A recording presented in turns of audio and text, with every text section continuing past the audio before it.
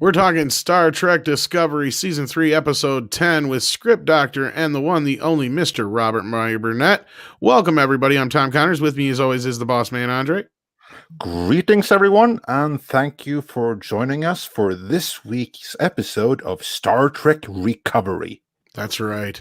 And also with us is the voice of Midnight's Edge, Mr. Rob Shlomo. That's all he's going to muster up for us. And as I promised, Mr. Script Doctor, the one, the only resident physician for all your entertainment needs. How you doing, sir? I'm doing well. This is a Code Blue episode. We need to get a lot of team around here to help revive this. No kidding, no kidding. And of course, as I promised as well, Mr. Robert Meyer Burnett, the one, the only. How you doing? Well, you know, I had a long, dark night of the soul when you did. This episode was over. Like I promised weeks ago, I was going to scoop my eyeballs out with a teaspoon because I had foreknowledge of what was going to happen. But you know, to actually hear the great Bart LaRue's voice in this episode saying, "I am the guardian of forever." But it's not. It's Captain Brass from CSI. And he's walking around in ambulatory form, going from planet to planet, a la Doctor Who, because that's now Doctor Who. There is a Time Lord, apparently, in the Star Trek universe. I did it. I said, this is it. I'm broken. I took the spoon. I put it in my eyeball. And then I was like, you know, I just didn't want my dog to eat my eyes in case, you know, that would be bad for him. And he was wondering why I had a teaspoon at my eyeball. But then, you know, cooler heads prevailed. And I decided I wanted to see what happened next week. It's only 3 episodes left. So it's not I mean, yeah, because apparently, like, you know, now they can do anything. They have whatever technology they need. Oh, you need this? I've got it on my ship. The Emerald Chain made this. You know, it's show. The show is about magic. It's about magic. I've decided that Star Trek Discovery is the first Star Trek series that's not at all science fiction. It's just magical, led by the magical messiah of the spaceways, Michael Burnham. They might as well call it the USS Deus Ex Machina. It is. Oh, it literally has. It literally the ship itself has literally become that. Yeah, indeed. That's the irony here, that the whole series is Space Jesus. Everything is about praising the immense glory and might of Michael Burnham, not just in our prime universe, or their prime universe rather, but even across the entire multiverse. Even in the mirrored universe, she is still the bestest ever, that even the Emperor has Fifi's for, the adoptive mother for. And Mr. Burnett, how can adults who are professional writers, how can they put their names to this? Like, do no one in that writer's room recognize what to write this is? To be honest, I mean, you know, I understand everybody wants to write a great redemption arc. You know, I get that. But here's a character that's what's interesting about, I think, the people from the Mirror Universe is they're not redeemable. Their very natures are not the morality that they begin with is not our morality. And the idea that somebody can Philippa Georgiou has never been played, Empress Georgiou has never been played as somebody who is either looking for redemption or could the thing that made her interesting was the fact that she was from the Mirror Universe and that she was the way that she was, that we saw earlier in the season of this show that if she wasn't the way she was, some of our characters would be dead because she didn't show up to rescue them. And this idea that this journey, this cliched, it's a wonderful life journey through your past, which was done so much better in episodes like, oh, I don't know, Tapestry and from Next Generation. You watch this and you're like, I don't think really a character is going to find her own redemption back in the Mirror Universe. And it was such an odd choice. And this idea that, you know, Star Trek, in Star Trek, every character doesn't always get redeemed. and to say that you have to fundamentally change who you are. And I think back to like an episode like The Survivors from The Next Generation, where you had that as a third season episode where the Enterprise finds a couple, an elderly couple on a planet. One of them is played by the great John Anderson. And you find out at the end of the episode that this alien race, the Husnock, destroyed his people, destroyed where he was living. And he lashed out and he wiped out, he committed genocide against the Husnock. And Captain Picard, when it's all revealed at the end, he says, we don't even have, we can't even, the scope of your crime is beyond our justice. You know, there's no way I could possibly, I can't comment on this. We're incapable of commenting on what you've done. And Georgiou is an irredeemable character. You know, and the idea that they could change her, that Michael Burnham could suddenly change her, or she changed herself experiencing Michael Burnham in the mirror universe, or because of her contact with people that she's been somehow pacified, is such a weird choice. I mean, what made that character unique was where she was from. The fact that she was amoral, that she was a cannibal, that she was able to not have the morality that our Star Trek characters had. And I think by changing her, they had to pacify her to be the head of their Section 31 series. And I just felt that was sort of an odd choice. It was almost like she underwent conversion therapy to be nice. And what does that message say? It's not like you're misguided, or this was her very nature. It was who she was. And it's saying that, nope, who you were was wrong because you're from the mirror universe. And so we're going to change you and make you more like us. And I think brainwashing 101.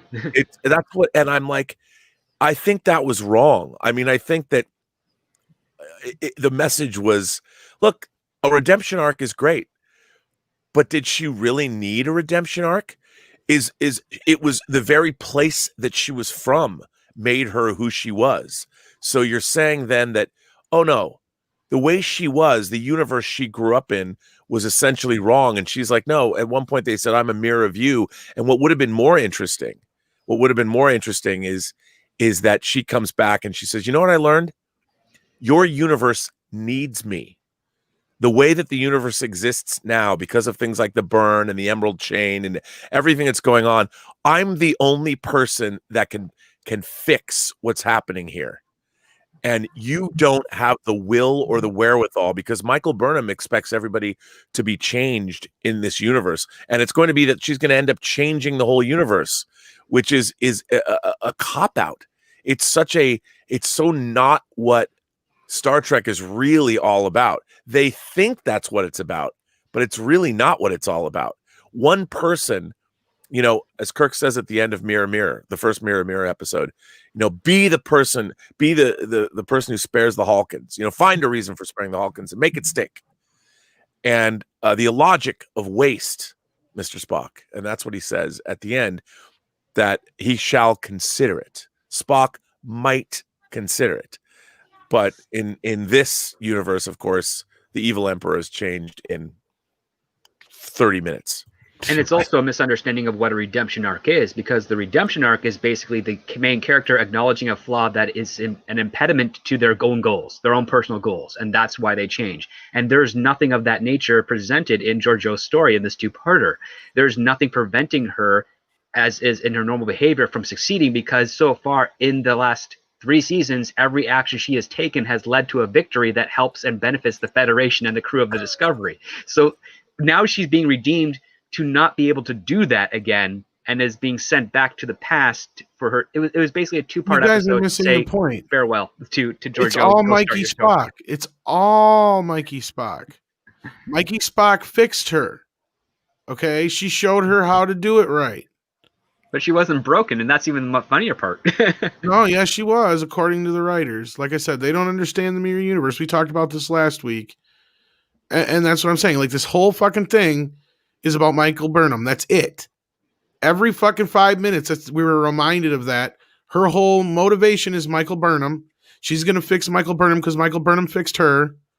You know, it's all about Michael Burnham. And then at the end, we literally sit there for 5 fucking minutes. I almost timed it. and I swear it's the last 5 minutes of the episode, just before the wrap up, where we listen to Georgiou go on and on for almost that amount of time about how great Michael Burnham is and how great she could be. Oh, and the suggestion of her being a captain. Exactly. Oh, Just on and on for just droning about it. And it's like, oh my God, this whole episode was nothing but how perfect Michael Burnham is. Yeah, like every other episode. More Really. so, Yeah. I mean, just can't stop hitting it fucking home, like the whole fucking show. Like I'm saying, like, again, the whole thing is Mikey fixed her because she was broken to begin with from the mirror universe. You know, she's a horrible fucking person, but now she's learned to love and care and be compassionate, all because of Michael Burnham. So she And goes now back to the has mirror to go universe back- and tries yeah. to fix her Michael Burnham. And then, of course, she's going to change the entire mirrored universe in accordance with the teachings Exactly. of our Michael Michael Burnham. Burnham. Yeah, well, there's one thing that just struck me with that. It's like, imagine if it was the other way around. If someone from Prime Universe went into the mirrored universe and spent like 6 months or something there, and then came back to the Prime Universe again, saying, you know what? Now I really learned how shit works. Now it's time to fix this. Now we're going to take over. They would probably be successful, because if you go back to season 1, the only reason there is a federation in the first place, that's actually not because of Michael Burnham, but that's because of Georgiou and Lorca, the two people from the mirror universe that could actually deal with the war situation. Right. Yeah, which really just Everyone else neutered was the worse Federation. than useless. No, it's a weird, it's a bizarre, to me, the entire premise of what Star Trek is all about is about teamwork. You know, it's about the fact that no one person is responsible for great success, that humanity's strength is when it bands together, and people like Kirk could not succeed without Spock and McCoy. You know, you call it the triumvirate, whatever you want, the id, the ego, the super ego. The same was true of Star Trek: The Next Generation. And, you know, there's great moments in Star Trek: The Next Generation where I love in yesterday's Enterprise, where Picard is trying to be convinced by Guinan in yesterday's Enterprise that this situation is wrong. And Picard's like, not good enough, damn it, not good enough. And eventually he has to capitulate to her, because she just says, look, you've never known me to impose my will on anyone, but you know who I am. And if you don't want to believe in me, you don't have to, but you should. And it's all about how people help one another and how a group succeeds. But in this show, we're constantly being told that Michael Burnham's influence, and by the way, more crying in these episodes. Crying all the time. And the thing is, where's the rest of the group? You know, where's the rest of the dynamic here? When we're watching everybody toast, they literally have this toast at the end, and everybody's sharing these memories. And it was so weird because they want to paint this character as being so heroic, but she is lawfully evil, to put it in gaming terms. And it's bizarre. It's bizarre that they want to give her some redemption arc, because they're basically saying who she was and where she came from is inherently wrong. And it's not necessarily. No, you're absolutely right. It's actually it's been proven over 3 seasons that it's to her benefit to be this way. Exactly. And it's basically the society compelling an individual who has benefited that society and saying, you know what, you may have helped us so far, but you're still bad, so we got to fix you. That is exactly right. I mean, the insidious nature of this show is that let's bend everyone to our will and make them think the way we do, as opposed to allowing people to decide what to think themselves. And this episode doesn't do that. You know, and that's the genius of the original Mirror Mirror episode, is that you have all of these characters that are in this Marshall universe, whether it was Chekhov and Sulu with their ambitions, whether it was Spock, and Spock says, you know, he has no desire to assassinate Kirk and succeed the captaincy of to take over as captain of the Enterprise. The Mirror universe had a lot of depth to it, but it's never been given that depth since then. And unfortunately, this episode, people are not inherently evil in the mirror universe. It's just that morality is different in the mirror universe. Good and evil, the way things work is just different. And now it's all been so dumbed down to either black or white. It's either AC or DC. It's just strange that they chose to go this way, but not unexpected, because they've done the same thing for 3 seasons of the show with everybody. Michael Burnham's influence will pacify you and make you the way you are supposed to be. Yep, she's Xanax with the side effects being tears. Remember, there's no I in team, but there's an I in Michael. Yeah. I mean, well, you still need the team. You need the team to talk about Michael and wonder when she's going to get the job done while she's out there getting the job done.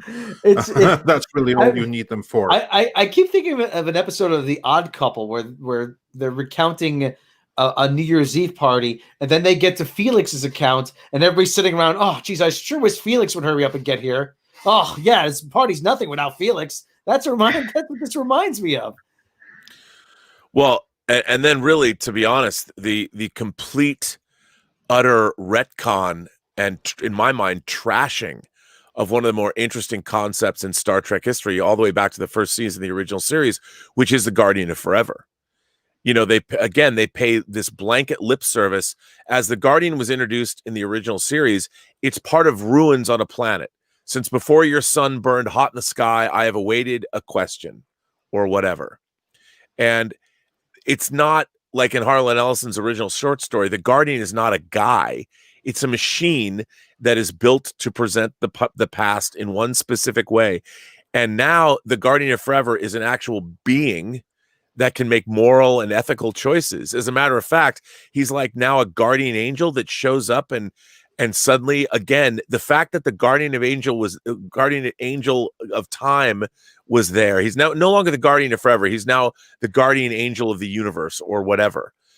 That they're the most important people, so the Guardian had to be there, like knew they were coming and all of this, and now the Guardian is going to be like the angels in It's a Wonderful Life or Q.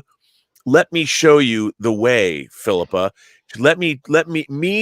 I have decided that I am going to, because you're going to play such an important part in the past, creating Section 31 or whatever the hell you're going to do, that let me show you a lesson and let me send you in the past, where before it was a choice. The people that went and traveled into the past, the Guardian had no control over whether they were going to do it or not. He shows you that. He's a machine. But now they've turned the Guardian into something that is there to teach and show you things and wander the universe and be whatever he needs to be. It moves Star Trek from science fiction into fantasy. And I find it really offensive. Yeah, here's like the thing. It's just they made it another means of preaching to the audience. Yes, they did. Their ideology. And on that note, we had Tom, can you bring the question back on screen? Yeah, exactly. The question here. But why write Michael Burnham this way? What is the reason behind such crass writing? Do you want to put it bluntly? Anybody? Because they have signaling. Yeah, she has to be virtue signaling. They have to show strong female character, and so their interpretation of a strong female character is to write one without flaws who could do everything. Her only flaw is that she's perfect and she hasn't reached her full perfection yet. That's what we learned in this last episode, Rob. There's that, yeah. Yeah, that's exactly right. So, like, even the mirrored Michael only needs a little bit push in the right way, and even without that push, she's still superior. But yeah, that's like the thing. It's pure ideology. It's this is how we wish that the world was, and we're going to do. Basically, this is how we want the world to be, and this is how we want you pleb to see it. And so we're going to write it accordingly. So you pleb all recognize your inferiority and bow down to this superior character. You're going to like it, and you're going to thank us, because we know what's best for you. It's Well, completely unearned drivel. Sorry, Robert. Go ahead. Well, what's always been interesting about like the first episode in the Mirror Universe, again, you had multiple characters going back. You had Scotty, you had Uhura, and you had Kirk, going back to the Mirror Universe, and they all had to work together in order to get back. And that was what was so interesting is Uhura wasn't it's one of the greatest for me. I as a boy, that's my first crush in the world was Nichelle Nichols as Lieutenant Uhura, and that episode was part of it because she has to go onto the bridge and fend for herself, and she has to fend off Sulu, and at the same time she has to make sure that Sulu doesn't see his security board light up, and you've got Uhura doing something that was, let's say it, ballsy and scary. And it's one of the only moments in Star Trek where she's allowed her own moments where there's a situation that only she can deal with. And then you have Scotty having to figure out how to live amongst these people, and Kirk, of course, keeping his subterfuge going. And it was such an interesting, the episode was so interesting on a number of different levels. And there's even a moment where Kirk is talking to Marlena Moreau, the captain's woman, and they have this conversation where Marlene is like, I'm the captain's woman and I like it. And she's being insubordinate. And Kirk even says to her, he says, I believe that you can do just about anything you want to do. And it's a great moment. And she's never heard a man tell her this before, certainly not her lover and the captain of the ship. And that's how she knows our Kirk is different. And she learns something from it. And that whole episode has so many interesting things to learn from it on many different levels, but it doesn't tell you, the episode doesn't tell you that you as the viewer, this is what you're learning. It allows you to figure that out for yourself because it presupposed intelligence on the part of the audience. But in this episode, not only do you have to show you these things, then they have to reiterate them. And in case you didn't get it, let's tell you at the end of the episode everything you were supposed to have learned watching this story. It's just insulting. And it drives me crazy, this kind of writing. And I wonder who thinks this writing is good. Like when they decide to make these scripts into episodes, it's like, who reads this and goes, yep, this is exactly what Star Trek's all about. And I'm like, go back and watch the original Mirror. See, what you're describing is what there were a lot of very terrible children's cartoons in the 80s would do. They'd have their episode, and then at the end, the button would be, this is what you learned this episode. And that is what we're getting on the far more elaborate scale in budget and special effects with Star Trek Discovery. It's basically patronizing their own audience, at the same time pontificating an ideology that they also do not understand in their own show. And yeah, I'm bewildered by the motivation that these writers have for this series. And I'm also bewildered by some of the directors that are brought onto the job, and also some of the cast, because I do know that some of them are quite intelligent and should be looking at this and raising an eyebrow going, I don't get what this is, but I also understand the reconciliation, which is we're here to do a job. So even if the script stinks, we have to do it. And they don't want to lose that job. And I completely understand that. Me too. I mean, you can't begrudge anybody for working at all, but I just wonder, at the same time, now we have a graphic counterpoint to Star Trek Discovery, which is The Expanse. And the first 3 episodes of season 5 of The Expanse are all character development, and they're all dealing with different shades of everything from responsibility to what do we owe one another and what is our legacy. There's so much going on in the first 3 hours of The Expanse. And I think to myself, my God, I wish we could get a Star Trek episode that has, and ironically, Naren Shankar, who really began his writing career on Star Trek The Next Generation, is basically the head writer and one of the showrunners on The Expanse. And I just am like, I understand The Expanse comes from a book, but the writing on that show and the production values and the way it's light years beyond what we're seeing on Star Trek. And to have that counterpoint now running concurrently is a really interesting lesson in how to make science fiction television. Yeah, and I mean, to go back to what you guys were saying, though, about the tags on the old cartoons, the difference with those were they were just doing those to get around the whole parents group shit. Yeah. Like this is like, that was almost like just insincere bullshit they threw on at the end to get away with it. This, they're doing it like within the episode all the way through. Like I said, we sat there for 5 minutes and had to listen to Georgiou go on about how great Michael Burnham is and how great she could be. It's like, bitch ain't good enough already? What the hell? You got to feed her full of more fucking piss and vinegar? Like, what do you want her to do? Start a huge war next time? I don't get it. Like, what makes her so great? What has she ever really accomplished? I mean, honestly, we could really go back and almost everything that's bad that's happened in the show, you can trace back to her anyway. So, like, I don't get it. And I mean, I'm just talking like kind of rhetorically here, but no, I again, she we also got hasn't done anything that would make her a likable character, even among her crewmates. right. And again, the whole thing with Georgiou is she's a great actress. So is Doug Jones. Those scenes between the two of them are great. The problem is the shit that they're doing is stupid. Well, also, I mean, the last 2 episodes have been a complete departure from this whole season.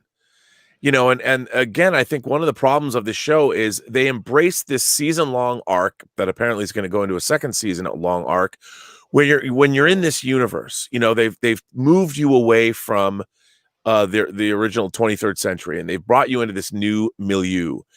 And it could have been really interesting showing where humanity is at. And they've even made this problem, the situation where this universe is, they've just been waiting for literally the Discovery and Michael Burnham to show up to fix this future dystopia.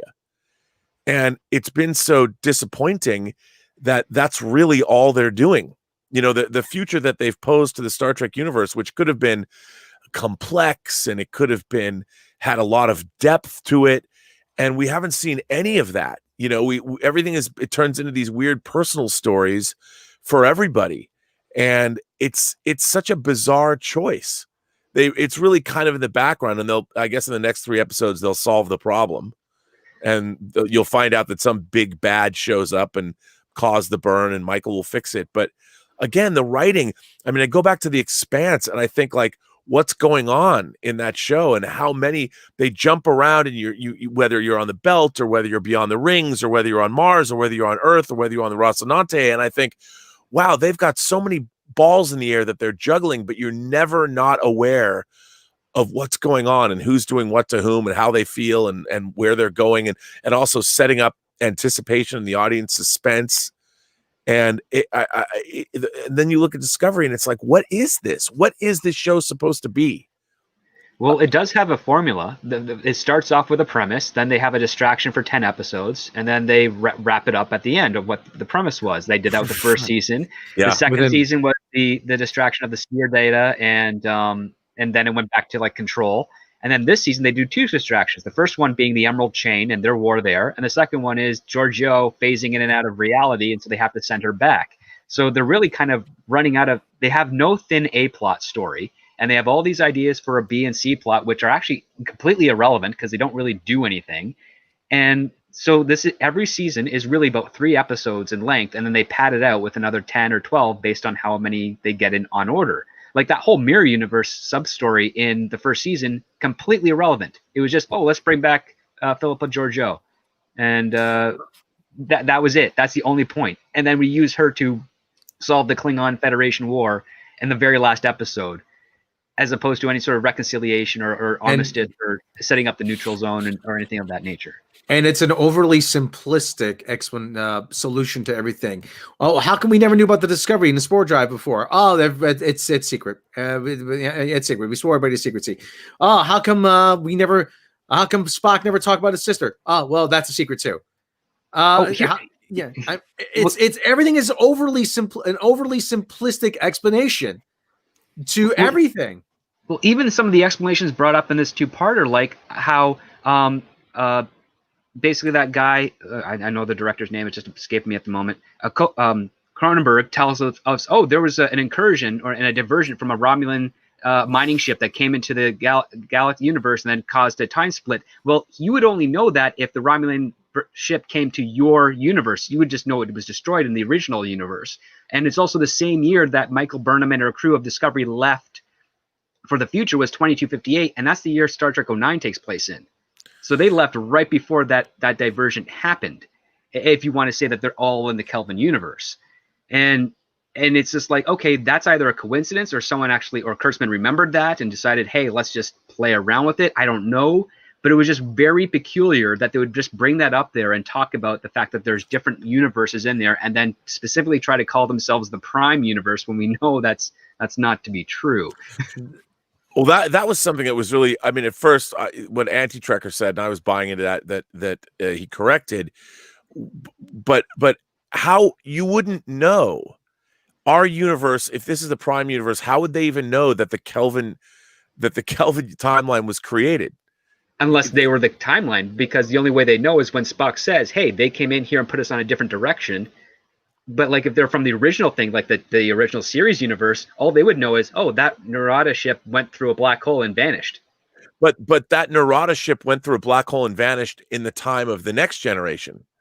You know, exactly. So they would never know that is split off a timeline. They would have no idea, unless even the Department of Temporal Investigations or whatever. How do they know about the multiverse? And Cronenberg knows that, and how do they? It's just none of it makes any sense. Exactly. And how do they know? Unless they're part of the Kelvin universe to begin with. Right. But even the people in the Kelvin universe, how the hell do they know that? Oh wow, this is where we went a different path.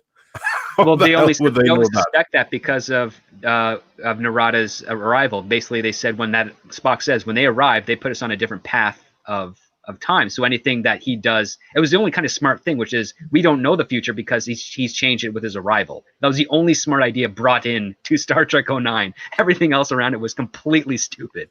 Yeah, I will give them credit for that idea. That was a great way of rebooting without completely undoing what came before. Just a shame that they couldn't follow through.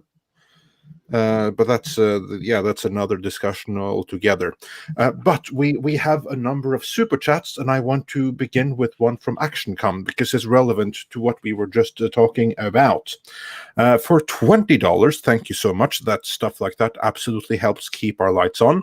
He says, in an earlier version of The City on the Edge of Forever script, a vile crew member went through the portal. He got redeemed by Edith Keeler and was horrified by what Kirk does. Is that what they were going for with Georgiou? I guess. I don't think they understood that, because my understanding was that that officer was sentenced to death for committing a crime, like the only crime that had the death sentence. And Kirk was apprehensive of wanting to kill him, and that character escapes the ship and then jumps through the Guardian Forever or the portal or what have you.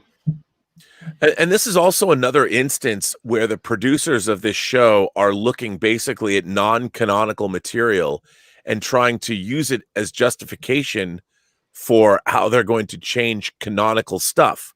They did the same thing with Spock smiling because Leonard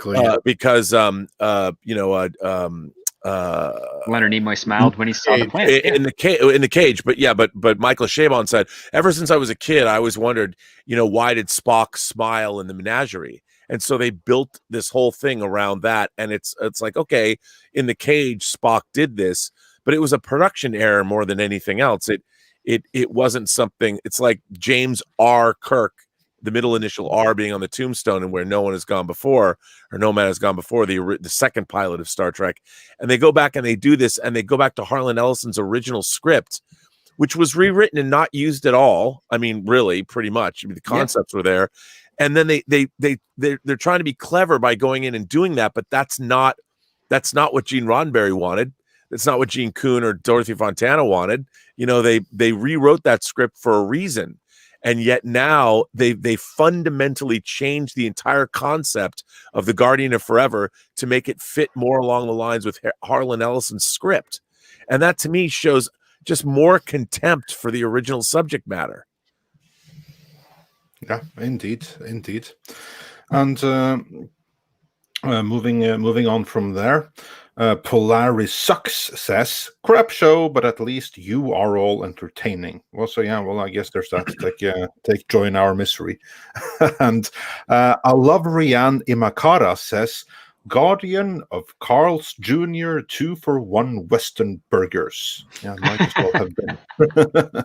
And Sister Harrow sent a super sticker with a cute little foxy saying haha, so thanks so much. No, hiya, it says. But anyway, thanks again, Sister Harrow. We're so glad for your support. And Bird of Prey 5 says, I think the writers just realized they killed off one of their best characters with Captain Georgiou, and they needed to bring her back for her show. Well, could there be something to that? Have you heard of a Section 31 revival, Mr. Burnett? Well, they've talked about doing the Section 31 show. And yeah, for years. For years. I mean, I don't know. All I know is that, Strange New Worlds is in production, but I may have read script pages for that, but maybe I haven't. Who knows? But they I guess so. I mean, I guess they're going to bring her back, but you know what? Wouldn't you want the Georgiou from the Mirror Universe to run Section 31? I wouldn't want some reformed nice girl to run that. I mean, it's such a weird thing to do with that character. That, that's the character. The great thing about Section 31, they ruined that in Discovery, was it was only one person. It was only Sloane. You didn't know where he came from, what he was doing, and then of course they added another character in Enterprise, but it's only one person. And in Discovery, there's a base, there's ships. Section 31, everybody knows who Section 31 is, which is, again, a fundamental misunderstanding of the entire idea of what made Section 31 cool in the first place, because you never really know. And if you know, then Section 31 isn't cool anymore. And if you're gonna do a Section 31 show, wouldn't you want somebody from the Mirror Universe to be the head of it? I would. They would be able to know what to do. They'd be able to implement policy. Exactly. Just look at what we said before. The only ones that bailed the Federation out in the season 1 were the two guys from the Mirror Universe. Yeah. But yeah. Moving on. Sister Harrow also says, "How does RMB know all this shit?" So, yeah. Well, he may or may not know. Isn't that what we said? Yeah. I mean, no. I think maybe she's talking about just because Star Trek has been my favorite storytelling medium. I mean, I look at Star Trek as a genre unto itself because it's been around. There's been various iterations of it, the comics, the books, the actual shows. I mean, all of it. There's an ideal of what Star Trek is, and it has been around since 1966, and it's something that I just grew up studying. I would pore over blueprints or technical manuals, but mostly rewatch episodes, and Star Trek really was the beginning of my interest in storytelling. It led me to other things. I started reading classic science fiction.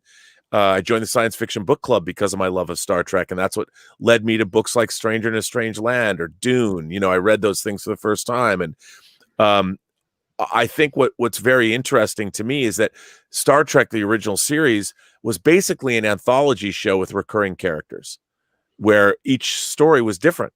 You didn't know what kind of a story you were going to get. And it ran the gamut, as a lot of shows did back then, ran the gamut of all kinds of storytelling. You could have something very serious, something like whether it's the Doomsday Machine or the Immunity Syndrome, something more lighthearted like Shore Leave, but had a great message at the end, something really more cerebral like A Taste of Armageddon, or dealing with the idea, who mourns for Adonais, that the gods of Olympus were actually these aliens, and you have a lonely god essentially that just wants his worshipers back and wants his place in the universe to be reestablished the way it used to be. And there was so many really interesting, compelling stories in Star Trek, and that grew and evolved. And was Star Trek perfect? By no means. It was not perfect, but I feel now that since 2009, the idea of what Star Trek has been diminished, and the power of the stories that are being told has been, certainly the 3 movies that we've received since 2009 are not very interesting, and they all have these villain characters, when Star Trek really didn't have they didn't have villains. It had antagonists, and everyone takes this cue from Star Trek II, The Wrath of Khan, that we have to make a character like Khan, but then they don't realize that he came from Space Seed. He wasn't some megalomaniacal villain. He was a man who ruled a quarter of the world's population at one point. He was a prince with power over millions, as he says in Star Trek II. And I just feel that now we're getting a very dumbed down version of a genre of storytelling that used to be at the forefront of television science fiction, and now it's not. Yeah. Hold that thought, because Stephen Otten just said in a super chat, the more you describe STD, the less I believe it's real. But sadly, it's real. It's horribly, horribly real. And Polaris Sucks says, Tom, just sent you a Twitter DM. It's a 19-second clip of how they make STD. I think you'll enjoy it. While the Gay Rascal says, I think I can put that one. Yes, I can put that one up on screen because I happen to have it here. The Gay Rascal says, they did the mirrored universe right in Star Trek Continues. Great continuation for the TOS episode. And then we have Kit Kat saying the forthcoming influx of major films onto streaming will obliterate junk Trek. Yeah, so true. Tom, would you want to play that 19-second clip? Sure. Poochie needs to be louder, angrier, and have access to a time machine. 2, whenever Poochie's not on screen, all the other characters should be asking, where's Poochie? It goes on, but I don't want to get us a claim or anything. Yeah. That is so on point. That is too funny. So Yeah, there you indeed. go. Indeed. Yeah, you can get those t-shirt by clicking in the link, by the way. We'll get back to that. And Darren Wagner says for $5, STD creators are the worst kind of stupid. They're the stupid that thinks it's smart. Indeed. And on that note, Space Plumber 45 says, Star Trek is ruined because of the leftist wackadoo demos because of their hate and intolerance. They're extremists, but yeah, you're not entirely wrong. Nisevich says, I wish the Q Continuum would unleash their wrath on Star Trek Disgracery. Well, they certainly have on the fan base, it seems like. Yeah. And then from my neck of the woods, Stubble McShave says for 50 Swedish krona, tack så mycket, why not combine ST Discovery and ST Picard? Call it Star Trek Discard and throw it on the dung pile. No kidding. I like that. Yeah, that is kind of like what the fans are doing. While Lord Toth says, breaking. Rest in peace, Jeremy Bulloch. Yeah, I just saw that. Boba Fett. Yeah. Rough year. Yeah. Yeah, rest in peace. Just as it's like some timing though. Just as Boba Fett is returning on TV, then possibly die. The original one. Yeah. Yeah. Well, that's a shame, and yeah, it is what it is. Moving on, Cedric Taylor 08 says, the city on the edge of forever was a tool on the original series, and even on the cartoon version, it was a tool. Yeah. Yeah, that goes right back to Robert. And the people making this show are tools. Yeah, that they are. Well, it's funny. I think like they're trying. Obviously, when people put pen to paper and or they get on in front of their keyboards, they're trying to tell great stories. I just think that what's really strange is the stories they're telling on this show are not Star Trek stories. They're something else. They're stories that could be at home on any relationship show, like a This Is Us, or and what this show is really missing are the interesting science fiction concepts that are at the core of what a great Star Trek show could be. I mean, this, going back to the Mirror Universe again, this was a trope show. This wasn't even original. They go back to something all the way back to the first season of the original series. And they don't even do anything really unique with it. It could have been something. They're going to use the Guardian of Forever. Like, if you knew you were going back, why wouldn't Burnham say, hey, before you send Georgiou back, can we go back to when the burn happened and prevent that? Yeah.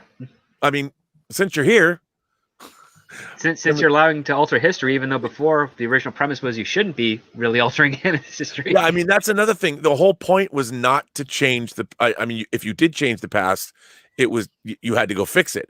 But it's like you have a time portal, and the first question I would ask is, "Yo, we got this other problem. I'm glad that you've come to see the light, Philippa. But before you go back in time, why don't we go do something else? I mean, I think you can go 150 years in the past. Let's go fix the burn." And or better yet, let's go find out what caused it, modify it, and use it to our advantage. Yeah, That that's would what. be much Yeah, better. I mean, I don't know. I'm sitting there waiting for her to say that to him, bruh. You know, hey, can you help a girl out? I'd like to find out why the galaxy's a mess. Help me out, I think buddy. it comes down. I think you're right, because it comes down to the fact that I don't recognize any of the background of these writers having a science fiction background, and I take the, because when I was like just kind of like understanding how writers' rooms are working and whatnot, usually what would happen was that you'd have the suite number was 6. You'd have your showrunner and 6 staff writers. 3 of those writers would know the genre intimately with the showrunner, and then 3 other writers would be from other genres to bring a new perspective in, and those 4 would reconcile those ideas to fit within the genre, and that's how you come up with fresh episodes. But in this case, it's like you've got your showrunner of Alex Kurtzman, who doesn't know anything, and then you have all these other writers, up to 20, that are all from various different backgrounds, but none of them really have any science fiction understanding, and they're all just trying to write it based on secondhand knowledge and experience, and it's very telling that it's the case. And to the further point, a smart show is only as smart as the writer writing it. So the fact that this is a dumb show really showcases the lack of intelligence and understanding of what they're doing of this writer's room. It's not good advertisement for them as writers. No, and I just like to point out that in this show, they say that the reason they're able to find this planet is because they've got the combination of the information from the 32nd century and the information from the sphere data, which means that they know that the Guardian of Forever is on this planet. That's why it's going there in the first place. How do they know that? And if the computer knows these things, why would they leave? Like, why wouldn't they stay there? According to them, the Guardian's been there for apparently quite some time. And wouldn't the Guardian knows that Philippa Georgiou is showing up and is reading a newspaper, you know, when they walk up. Don't you think the Guardian would say, you know, you got bigger problems than this? Yeah, really. I mean, if the Guardian of Forever already knows why you're there, which is Philippa Georgiou, we're going to fix you because you're having a problem with time. Well, how about the whole galaxy's having a problem because of the burn? Like, wouldn't the Guardian also know, like, I understand this one woman has a problem, but you've got a much bigger problem. So let me help you fix that first. And there's no understanding of priorities in the writer's room. I mean, it's such a bizarre. That first episode was so strange because, and then the fact that the Guardian even knows why they're there. Because the Guardian, as presented, like our reader said, or viewer said, it was a tool. The Guardian now is in a position where it's making judgment calls about the disposition of the universe and the people in it. And if that's what the Guardian is going to do, are you going to do a Quantum Leap show in the Star Trek universe where the Guardian, where Captain Brass just shows up, and when people have done wrong in their lives, he gives you an opportunity to go back in and fix your problems? I mean, it's such a weird concept. They bastardized the concept of the Guardian of Forever in such a strange way. And now you're going to ask yourself, I have to ask myself, since they've done this in that universe, whenever there's a problem, why don't they just go find him and go, hey, you know what? This last mission, it didn't go right. So can we go through your portal, fix what we screwed up, and then come back? I mean, why wouldn't you then make that character the most important person on the entire universe? Because you've got a time portal that you can use at will to go anywhere you want. Well, they also break their own rules of that script, because in the Guardian of City on the Edge of Tomorrow, Spock says two people cannot be in the same. One person cannot be in two places at the same time, which means you can't go back to your own history in the exact moment. Which means that the entire premise of Georgiou going back into her own body at that point in time is either she's replaced, which they tried to suggest that was the case for that 1 minute she was unconscious, but really it's just an afterthought effect. It's like she could not go back and be the Emperor there because the Emperor is already existing there. So she'd have to be in another another place, and that would cause a conflict. And they don't even explore that possibility of, oh, wait, we have two emperors in the past, one that's viciously evil and nearly betrayed, another one that's not as viciously evil and likes Kelpians. Well, and also in the original Mirror Universe, there's a transposition. So our landing party transposed with the landing party on the ISS Enterprise. And like you just said, they've also mistaken the idea that this is a Tapestry-esque or an It's a Wonderful Life-esque situation, that an angel has put you there. So there never was that original Georgiou. You're in this universe. So the original emperor, like you just pointed out, where's that person going? There was not a transposition where the original emperor went to. She's just been replaced. And that's not how it works. We've seen different incursions throughout Star Trek history and Deep Space Nine or whatever. And so they've combined two different things into one. And hey, listen, I actually have to run. I've got an appointment I have to go to.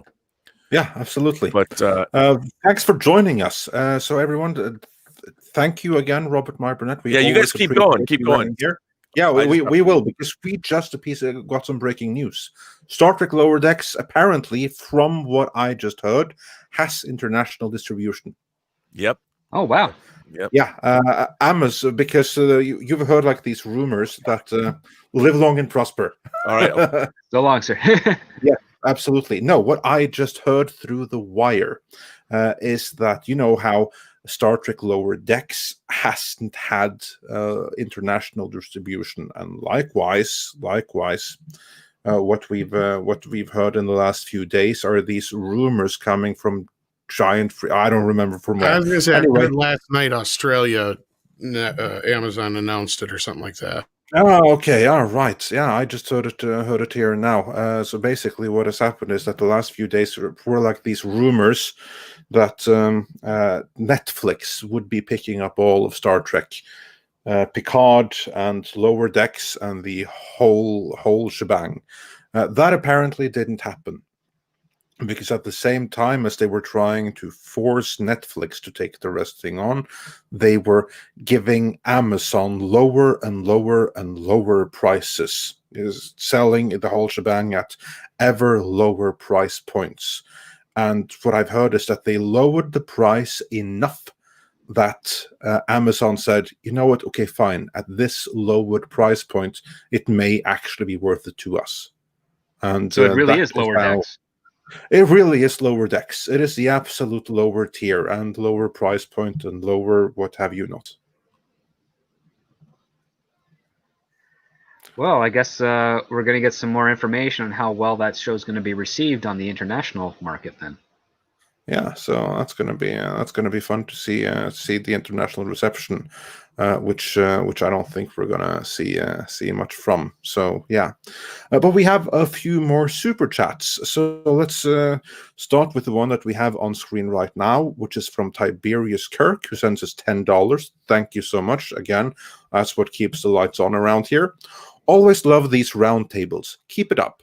Also, you see the video of Alec from Axanar defending Alex Kurtzman and said STD and Picard were good shows and had great writers. Haven't seen it, but yeah, that's his opinion to have. I've read Alex's opinion work. I would trust, but anyway, sorry. I have read Alex's work, and I can believe him believing that, because his strips are quite poor. Yeah, like I'm not going to get into that too much, but that's his opinion, and he's free to have it. Let's say. Yeah, if he enjoys the show, more to him. I mean, yeah, exactly. And Aaron C says The Expanse gets cancelled in season 6, but STD keeps going. Where's the justice? Well, I don't think there is any. But yeah, and I'm not even sure it's really a proper cancellation. I think they're just taking a sabbatical, so to speak, because my understanding is from the books there's a time jump. And I think they're trying to figure out how they want to do that. So there's no 100% commitment on future Expanse episodes at this time. Yeah. And Adam Wofford says, also for $10, thank you so much. So in Warhammer 40k, the Emperor of Mankind has an iron halo to suppress his massive psychic powers. But in STD, she has the same looking iron halo. I think GW should sue. Yeah, I saw that too. That image of that we had like in last episode of Georgiou looking awfully like what I guess is the Emperor of Mankind in Warhammer. Yet another example of ripoff in Star Trek Discovery. There's so much of them, isn't it? Yeah. And Ron Harushin says, hey, Midnight Crew, long-time listener, first-time caller. I like that. Wanted to wish you guys a good day despite the affliction that is STD. Oh, thank you so much, and thanks for dialing in. We really appreciate that. We appreciate everyone that's listening, whether you chime in or not. But it's really cool when you do decide to chime in, and so yeah, that's cool. And now let's see what else we have, because I think there were some others here. Did we get this one from Darren Wagner, who said, STD creators are the worst kind of stupid. They're the stupid that thinks it's smart. Yes. Yeah. Yeah, but we didn't get this one, I know. And otherwise, yeah, I don't know where we left off. So yeah, well, I have most of them here. And Michael D. Falls says for $5, the ultimate computer, STD, is Kapitan Dunsel, was a term used by midshipmen in the 23rd century to describe a part which served no useful purpose. Yeah, you could call Star Trek. You could call it Star Trek Dunsel. Actually, it'd be quite apt. That would be a good name for it. Then we have GNDN. Yeah. And then I have another couple of super chats here that I at least can't bring on screen. Nitsovich says for €5. Yeah, how great was the Expanse season 5, episode 1 to 3? Thanks, Mr. Burnett, for calling it out. Exactly. And Jan Michael Sulev says for 25 Polish zloty, Stamets on Renault's sudden appearance after 4 episodes. Where were you? Haven't seen you for ages. Breaking the fourth wall, are we? Yeah, I noticed that too. That really stood out to me. Like, way to highlight a character's absence. And she's eating black licorice, so we already know she has zero taste. Like, that's how we see her. She's just eating. And then that entire thing with Book and Hull, I have this magic device used to piggyback off of a subspace amplifier or something like miracle. Yeah, something stupid, of course. It's like they're downloading the data, but I'm also thinking, like, why aren't they just going to the ship now? I mean, like, they know where it is. They could spore drive in and spore drive out. Like, it's this whole long range stuff that they're doing. It just, yeah, it just seems like an unnecessary delay to the. You're asking too many questions there, script.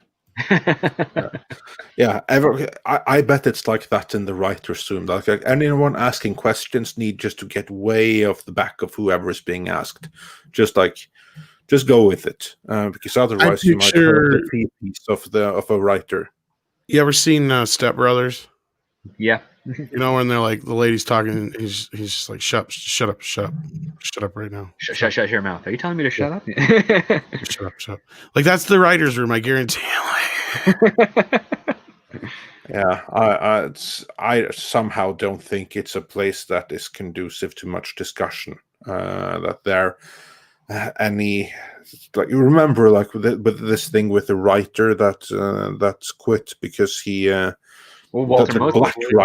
black writer that quit Walter because Mosley. Yeah, that's one. Yeah, exactly. That only went to show the lack of freedom of speech that goes there. And like the press release that was put, like, we value the safety of everyone. Well, that kind of safety, you can't have any challenging questions, and then you can't have good writing. Well, that's what the writer's room safe space originally was, which you just throw out insults and ideas at each other because you're desperate to try and break a story down and get it to the best it can. You role play other characters. You say horrible things, and the whole concept is that it's under the guise of trying to get the story done. There's no malice between each of the writers doing it, and it's all just trying to see, okay, if we want to make this bad guy bad, what bad things can we do? And we kind of go into a dark place, but it's only because we're trying to really make this villain bad, and then you have to rein it in, and then you got to refine it, and And then you walk out of that room and you're like, okay, we're good. But you don't take that room with you into the public and say, well, this guy said this derogatory thing because we were trying to figure out this character. It's like, oh, how can he say that? Like, that's not what you do in a writer's room, because you're talking about making fiction, and you're divorcing yourself from the reality in order to make this fiction seem as authentic as possible. So it requires a level of maturity and understanding, and a real safe space, which means a zero consequence environment, not a protective environment, but a zero consequence environment. And as long as you're not physically or verbally harassing the individual, then you're fine. And that was what really pissed me off. Sorry for using that language about the whole Walter Mosley situations. He was treating it as a writer's room should, and everybody around him was not. And they caused that controversy. Are you really apologizing for using language? Sorry. Yeah. Remember what we always say here: never apologize. It's okay. It's like if you step on someone's foot or something, then you apologize. Or well, not like just that. I'm the one who gets yelled at for swearing. But you have a long way to go, Script. Yeah, I do not swear that often, so it is a little out of my character. Me, on the other hand, it's like breathing. How we all need air. So yeah, Master Clockwork says for $2 you have died from Star Trek dysentery. So dysentery, yeah. It's like That's if we're playing the Oregon Trail in Star Trek. Yeah, can't get everything right. Hopefully you won't die from dysentery if you get this shirt, though. Yeah, no, exactly. In fact, if you do get Star Trek dysentery, then that is the exact kind of shirt that's going to cure it, and you'll find that by clicking the link in the description. There's no real cure for Star Trek dysentery. Only to stop watching, but hopefully most of you aren't actually watching. I do hope that most of you will be just watching our misery because we watch it, so you don't have to. That's a sacrifice we do for you guys. Or if you do watch it, then remember, using Surfshark is okay in cases like this. That's all I'm going to say. So yeah. Anyway, did we have any more super chats left, Andre? No, we are actually caught up completely. But we can do a quick summary because Trumpetron 6000 says, didn't watch it yet. Was the episode good? Who wants to give him the short summary? The silence should be very telling. Something happens. Michael Burnham is the only one who can fix it. Yeah, right there, you just summarized each and every individual episode in the entire series. Here's a great comment as well. Discovery Season 5. What does Michael Burnham need with the starship? No one will ever ask as she rises to actual godhood. Yeah, I can't believe that. And Michael Strelitz just sent us £5. Well, thank you, matey. Saying STD writers are not writers / Expanse writers are great writers. Long live the Orville. I think I probably need to check out this Expanse thing because everyone is talking so highly of it. Yeah, I'm actually really behind. I've only seen a little bit of the 4th season, but I've enjoyed the show so far. Quite an interesting universe they have there. Yeah, well, I'll try to make a point out of checking it out. And Theodore Span says, "How good is R&B? Always a great guest." He is indeed, and we're always grateful when we're able to get him on, and especially when he has like other things that he needs to do, and he still makes time to join us for things like this, for Star Trek Recovery. And also, just before this, he joined us to discuss the 3rd James Bond movie, Goldfinger. in our series Discovering James Bond, where we go through each and every single one of the Bond movies in order. And we are right now then 3 movies in.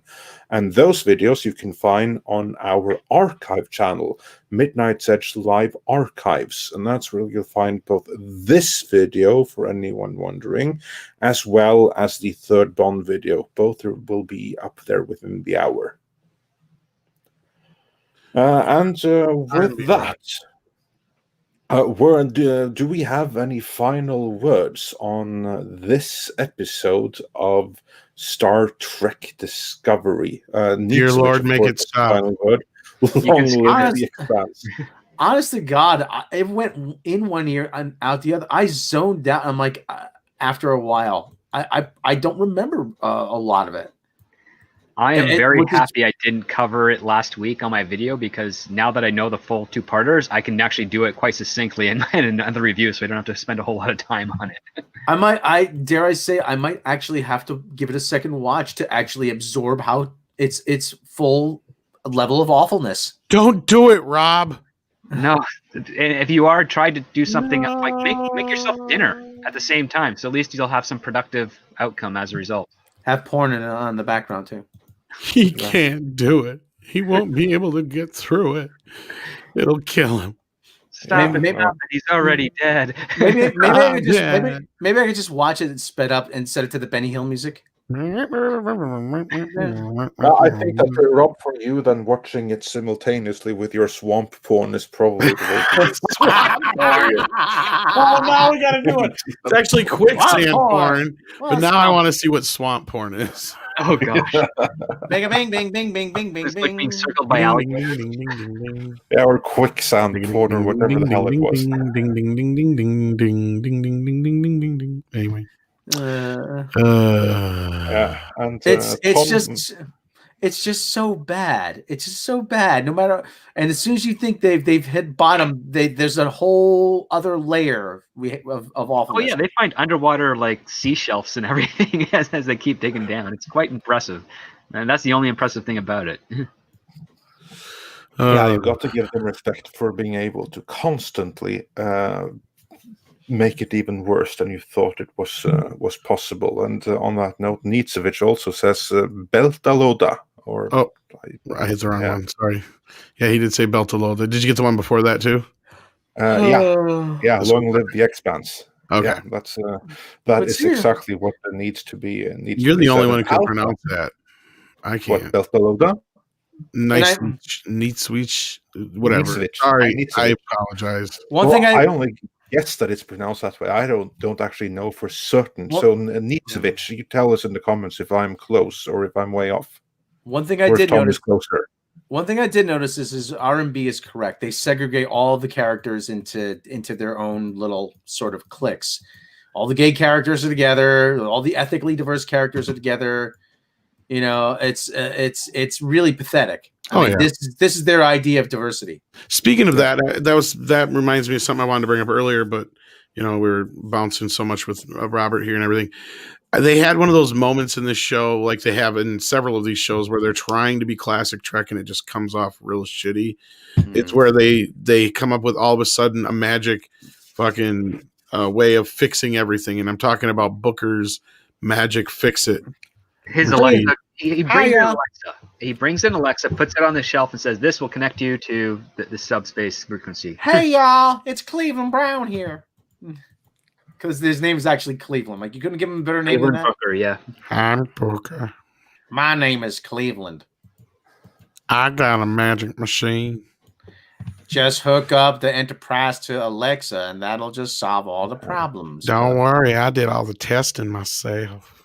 What's even worse is that, like, the bad guy I don't like the idea of using Emerald Chain technology. It's like, it solved a problem. It's not ethically wrong to use that technology that's not actually hurting anybody as a result. Like, where's your natural objection? A bad guy totally wasn't say he tested it himself. Script Script, you can't use that screwdriver because it was the other guy's toolkit. No, that's a no. Yeah. Yeah, and Nitsevich again says, Andre, you are closer. Of course you The are. Expanse is great. Check it out. The first season is a slow burn, but after that, it gets amazing. Beltaloda, or yeah, I guess that must be something from there. I also guess saw another two Chant from the comments here. filters, yeah. I think it's almost like got to be an honor by now if I screw up your name, because like I screw up everybody's name. Oh, well, I can screw up names too. Let's not be. Yeah, but when you do it, you do it with style. Yeah, that's it comes from me being a non-native English speaker. Exactly. Like it just sounds like you're just throwing, your own accent into it. When I fuck it up, it just sounds like a stupid American. Oh yeah, I'm looking for another comment. There was something about the so everyone, we do try to pay attention to the comments, but they really fly by so fast, and once they're off of the screen, and that goes quickly, it's no easier for us to about the read porn the comment parody than it one is or for you. Yeah, no, it was something about like the theme music for the Expanse being in Norwegian. I believe I've heard something about that before. Yeah, That it's something that's. But I believe I've heard that song. Someone asked me about it. There was someone that in a live show asked, can I translate the lyrics? And they sent me the lyrics, and I was like, yeah, the individual words, but not the full meaning, because it's. I think this is the show. I could be wrong, but I think this is the show where it is technically sung in Norwegian, not by a native Norwegian speaker, and the words are Norwegian, but the words don't actually mean anything, and the sentences don't really make any sense. But still, the thought is nice. So yeah, just that alone is a good reason to check out the Expanse. So yeah, maybe we should get into that and start. Or maybe I should get into that, and we can start reviewing that in addition to the mystery that is Star Trek Discovery. That would be nice to see something cool for a change, in addition to The Mandalorian. All right. Well, is there anything else to say about this crappy freaking show that we've got? How many more episodes? 4 or 5 left? 3. Yeah. 3 left. It just won't end. Jesus it will not Christ. end. Three more. There's like, it never ends. It just goes on and never ends. When they said 23 weeks of Star Trek, that was a threat, wasn't it? Yeah, we knew that. Clearly. It looks and for you people out there listening in Europe and the rest of the civilized world who said who I would say, hey, how come Lower Decks doesn't have international distribution? What about us? I'm like, yeah, you know what? They're doing you a favor by not letting you see it. Okay, I'm warning you. Be prepared. Be prepared. You will not believe your eyes at the awfulness that will ensue when you do view it upon first glance. That's all I got to say about that. Yeah. And Anna Falkenstahl says for 5 Swiss francs, I believe it is. Hey Beratnas, The Expanse is great. Loved Miller, Alex, and Amos. Oh, God. Hopefully it stays high quality. I think that I will. That I probably will be checking that out. So yeah, awesome. Yeah, and we're getting berated for not actually discovering The Expanse yet. I just haven't had time to watch it. Hey, there's only so many hours in a day, so I mean. See, here we go, another one. Mike, watch The Expanse, great show. Well, we're gonna have to now. I mean, I think we probably have to take people up on their challenge, and I for one, would be delighted to watch something that's actually good and enjoyable for a change, especially now when we have the final episode of this season of The Mandalorian coming tomorrow. Then what good stuff are we going to do to keep us entertained in between all of the misery? So, probably going to have to get into the Expanse business sooner rather than later. I watched The Stand. It can't be any worse than that shit. Well, don't forget Cobra Kai's coming soon. So. Oh, yeah, we got that. January, yeah. Yeah. Wash the taste of the Well, Trek the sad part program. is The Stand isn't that bad. It's just the way they did it. It's weird. I don't know. I'm not going to get into it here, but yeah. Anyway, we got a long ways to go with that show too, and that's another CBS All Access show, mind you. Yeah, they have so much good stuff on CBS All Access, don't they? They have Star Trek Discovery, they have The Stand, which I have no plans of checking out, but Tom apparently are watching it already. There's going to be Clarice, the Hannibal series without Hannibal Lecter. So yeah, good stuff. You have every reason to go and get CBS All Access, or you can maybe get some Surfshark VPN, which is going to give you the same kind of stuff. Please tell me that it fits in with the awfulness of everything else that's on CBS All Access, that the Stand's theme song is "Stand in the Place Where You Live." No. Okay. But, Damn. here's the thing: is it's not badly done. What they did though, and Robert and I were talking about this before the show. We think what they did was they took and they filmed it like the way it was supposed to be in the book, and then they recut it, and they went and put everything out of order. So it's like, it's really weird. Like, and basically, like him and I kind of came to the same conclusion. Like, if you don't know what the story is, you're probably going to be really fucking lost. And it does kind of take away of the whole point of like how the story is supposed to build on itself. I don't know. And it's one of Stephen King's better stories. So I don't know. Anyway, I'm just disappointed so far with it. I don't know why to expect anything else, but I don't know. I mean, there was aspects of it that I thought Stephen King's not above redoing. You know what I mean? Like, there's plenty of his movies that I would say, I could come up with a handful right now that could definitely go with a revise or whatever. He has that list of $1 licensing fees for his work that he can make into a movie. Yeah, that's true. Indeed. Mm-hmm. Yeah, and then we had ActionCom that says, my friend said he had a week to live. I told him to watch STD. Every episode will be an eternity. You almost got to read that like Rodney Dangerfield. Yeah, then Rob, you're going to have to do it. That'd be Rob. A friend of mine said he had a week to live. I told him to watch STD. Every episode will be like an eternity. Kind of like an evening with my wife. I know my wife cheats on me. Every time I come home, the parrot says, "Quick, out the window." Yeah.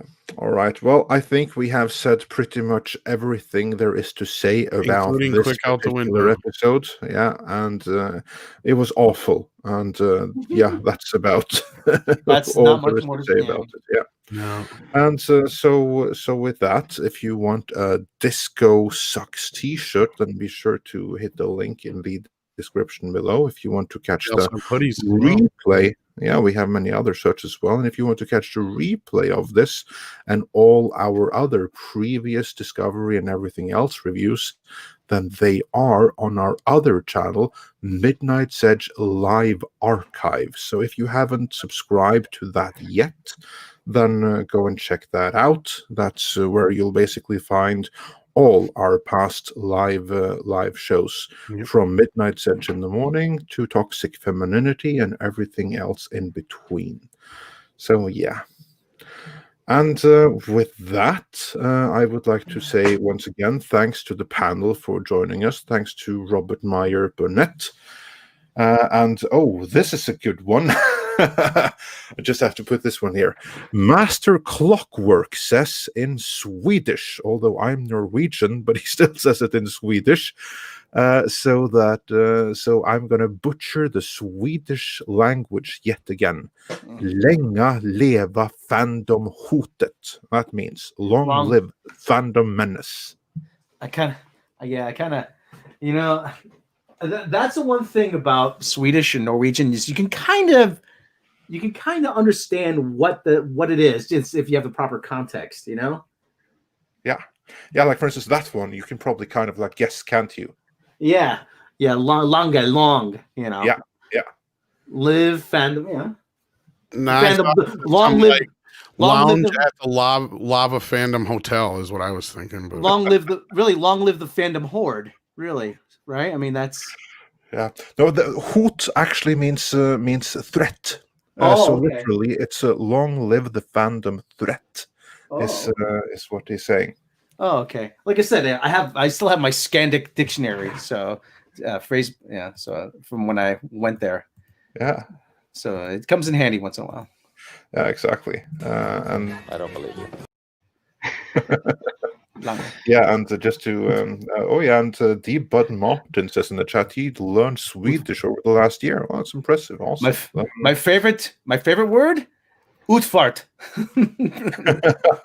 yeah, I can imagine that you would like that one. It means something very different than what you would think it means. Exit. Yeah.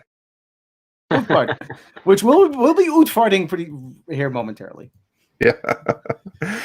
So with that, everyone, I'd like to say thanks to the panel yet again, and thanks to everyone still watching. And to be sure to check out the replay, subscribe to Midnight's Edge live archives, and also be sure to check out our daily or thrice weekly live show, Midnight's Edge in the Morning, which is every Monday, Wednesday, and Friday at 9 a.m. LA time, which translates to 6 o'clock in the evening Central European time. There it's technically not morning, but hey ho, that's time zones for you. So yeah, do check that out. Make it part of your day. Even though you may not get notifications from YouTube. So yeah, just check it out. It's always on. And with that, we close another week of Star Trek Recovery. This sucks. Yeah, me